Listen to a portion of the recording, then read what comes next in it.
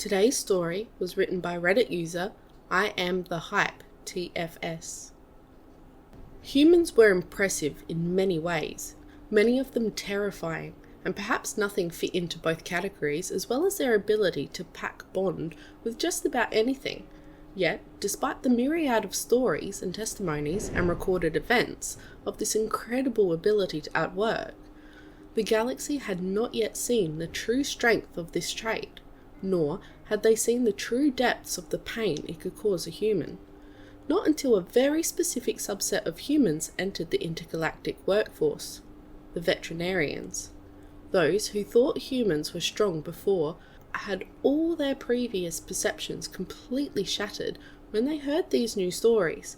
Perhaps they weren't the most intimidating or physically imposing, but they had the strongest spirits of any human the various races had ever encountered. They could understand fighting spirit, a refusal to give up in the face of adversity or challenge, but these vets took the concept to a completely different level. Firstly, their ability to almost seamlessly adapt to meeting creatures they had little knowledge of prior to seeing them in person, their minds like sponges, soaking up the flood of information on how to treat animals with anatomies they had no experience with, not to mention how useful their pack bonding trait was to somehow form tentative connections within hours or even minutes of interacting with them. In the cases of creatures that experienced alien doctors, had to work gingerly around or even sedate in order to properly care for them. About half the time, a human would be given permission by the animal to do what was needed without too much hassle because a bond had been formed, despite them not knowing anything notably different from their alien colleagues. It was speculated that maybe it was the fact that these humans seemed to enter into these interactions already innately treating the animal as an equal in the relationship, and that trust was acknowledged and reciprocated in turn. Showing such trust or even deference, especially to some of the more dangerous species of animals, wasn't something any other race could do, either because of the defensive natures of the prey races, or the inability or refusal of predator races to show vulnerability.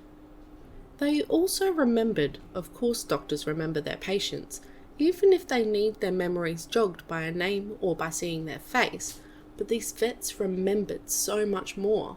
The little details that didn't matter to a diagnosis or treatment plan, but meant everything to the animal and their owner. They treated them as friends and family, asking about things mentioned in passing, noting mannerisms or favourite toys and food of their patients, and they spoke to them. They heaped on praise and compliments when they were informed by the owners of positive actions and progress.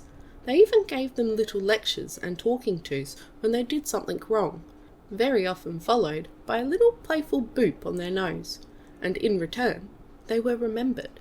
These creatures, who might only see their vet a handful of times throughout the year, expressed joy in their own unique ways upon seeing their doctors, their friends, each time they came for a visit.